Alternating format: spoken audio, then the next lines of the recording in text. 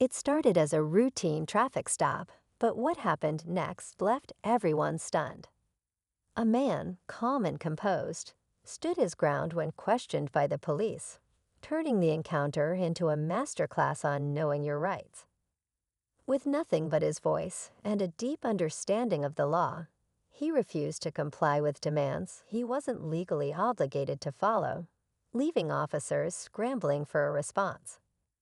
The tension was thick, every word calculated, every move deliberate.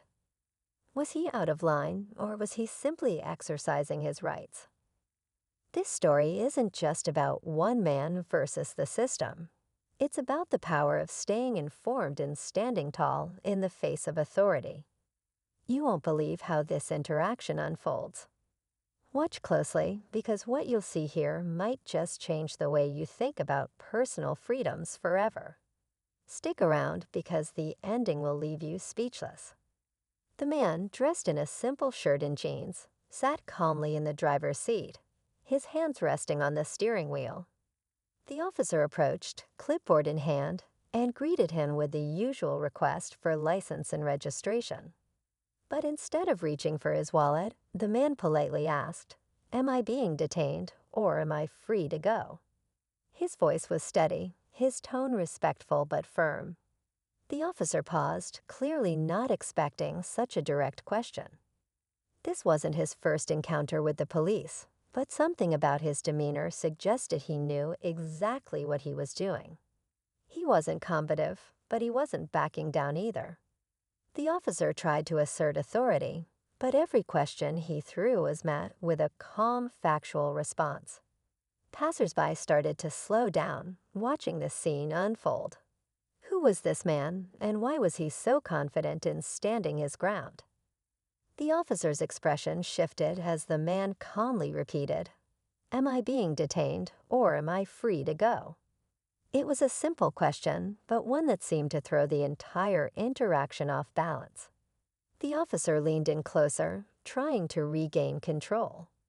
"Sir, I need to see your license and registration," he said, his tone firm but now tinged with a hint of frustration. The man didn't flinch. "Am I suspected of committing a crime?" he asked, his words deliberate.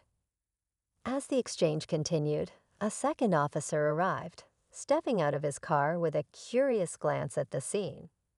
Meanwhile, bystanders began recording, their phones capturing every word. The air felt charged, like something big was about to happen. The man's confidence wasn't arrogance. It was the kind of composure that only comes from someone who's done their homework.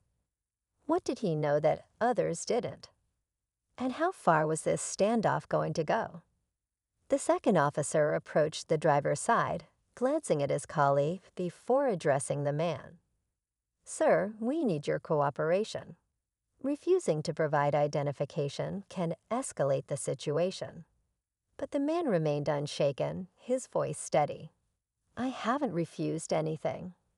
I'm simply asking if I'm legally required to comply. Am I under arrest?" The officers exchanged a quick look, as if silently deciding their next move. The first officer's hand hovered near his belt, not in a threatening way, but as a subtle signal of authority. Meanwhile, the small crowd of onlookers grew, their murmurs filling the tense silence. Phones were now held high, capturing every angle of the standoff.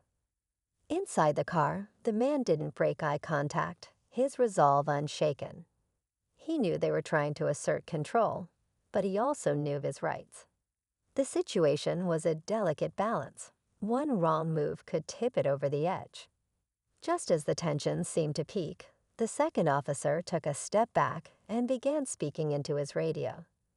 The man, still composed, glanced at his rearview mirror and noticed another patrol car pulling up.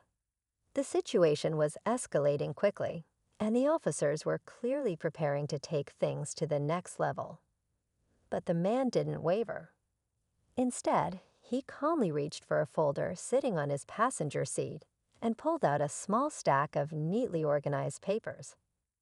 "I'd like to exercise my rights under the law," he said, holding up a document. This outlines my legal right to refuse to answer questions unless I'm being lawfully detained. The officers hesitated, exchanging another glance. The unexpected move had clearly caught them off guard. One officer stepped forward, scanning the paper with a mix of curiosity and suspicion. Was this man bluffing, or did he really know something they didn't? The crowd grew quieter, the tension thickening as everyone waited to see who would make the next move. The first officer, clearly irritated but trying to maintain composure, handed the document back.